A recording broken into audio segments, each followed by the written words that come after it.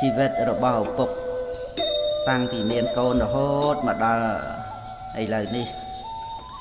សេចក្តីប្រាថ្នារបស់ឪពុកដែលមានចំពោះកូនគឺសូមឲ្យកូនមានការចេះដឹងល្អ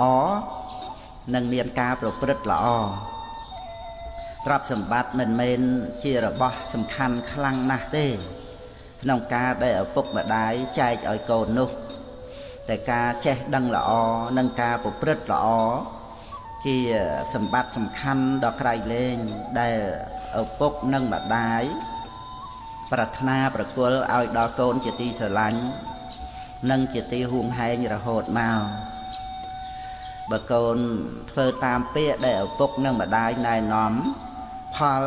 នឹងកើតបានជាគុណតម្លៃនិងជាសេចក្តីសុខឲ្យដល់កូន